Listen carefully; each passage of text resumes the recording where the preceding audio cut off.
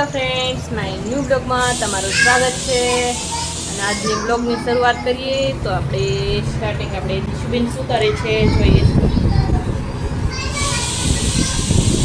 Nails લગાવે છે. Nails લગાવતો તો હવે માં ચામુંડામાંની દિયાબત્તી કરી લઈએ આપણે.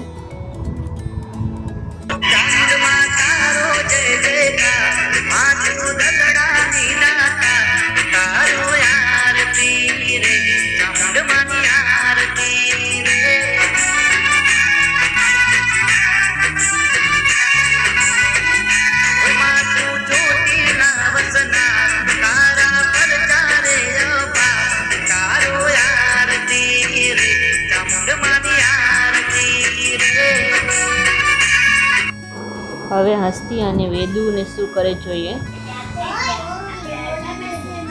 હસ્તી, આજે રજા છે ને? આજે વરસાદના લીધે બધાને રજા છે તો બધા એ રમે છે. અને અમારે દિશુબેન પણ ટ્યુશનથી આવી ગયા છે. દિશુ, ટ્યુશનમાં શું લેશન આપ્યું? ઇંગ્લિશનું લેશન. હા, ઠીક છે. આવડે છે ને ઇંગ્લિશ? તો વાંધો નહીં. બહુ લેશન આપ્યું?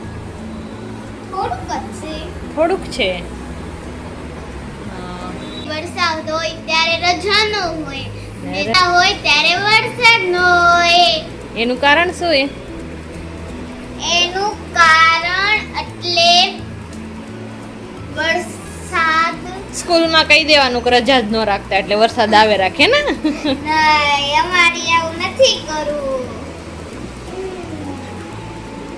તને વરસાદ ગમે? હે, બહુ ગમે. અચ્છા, દિશુબેન એમ કહે છે કે સ્કૂલમાં જાય તો વરસાદ હોય ને જ્યારે રજા રાખે તો વરસાદ ન હોય. આજ બપોર સુધી તો નહોતો, અત્યારે વરસાદ ચાલુ થઈ ગયો થોડો થોડો.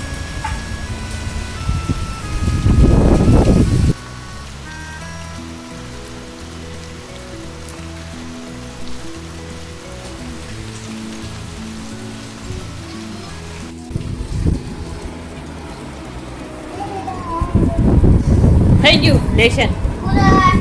હવે હસ્તીબેન સૂઈને જાગ્યા એટલે હસ્તીબેન થોડાક મૂડમાં નથી. એને મનાવવા પડશે કે હસ્તી, તારે શું ખાવું, તારે શું નાસ્તો કરવો છે. તો હસ્તીની પૂછતી હતી તારે ચા ને બટર ખાવું, શું નાસ્તો કરવો છે. હસ્તીબેનને થોડાક મૂડમાં લાવી ને હસ્તીબેન કે મમ્મી મને ભૂખ લાગી, મને નાસ્તો કરવો. તો નાસ્તો એને આપી દઈએ. ચલો, અહીંયા અમારે દિશાને અમારે સ્કૂલમાં તોરણ બનાવવાનું કીધું હતું તો હું તોરણ બનાવી રહી છું. રંગીન કાગળનું આપણે તોરણ બનાવ્યું. તોરણ કેવું લાગ્યું કમેન્ટમાં લખીને જણાવજો. ગુરુ પૂનમના દિવસે તોરણ લઈ જવાનું છે દિશાને. તો દિશા કે મમ્મી મને તોરણ બનાવી દો, ટીચરે કીધું છે બધાને તોરણ બનાવવાનું છે. તો આપણે તો તોરણ બનાવી દીધું મસ્ત મજાનું. ફાઇનલી તોરણ બની ગયું છે અને બહુ મહેનત થઈ. તોરણના ફૂલ બનાવવા, એના પાન બનાવવા માટે બહુ જ મહેનત લાગી અને ફાઇનલી રેડી થઈ ગયું છે તોરણ અને મસ્ત બની ગયું તોરણ. હવે ગુરુ પૂનમના દિવસે સ્કૂલમાં લઈ જશે દિશા. તો પહેલી વાર બનાવ્યો એટલે જેવું બને એવું ટીચર એને સારા માર્ક્સ આપે. રાતનું અમે બધાએ જમી લીધું અને કિચન ક્લીન કરી નાખ્યું. આજની આગાહી હતી, સ્કૂલમાં બધાને રજા હતી એટલે એટલો બધો આવ્યો નથી વરસાદ. આવ્યો તો પણ થોડો થોડો આવ્યો હતો ને દિશુ. આ મારો વિડીયો તમને ગમે તો લાઈક કરજો, શેર કરજો ને સબસ્ક્રાઈબ કરજો. Bye bye.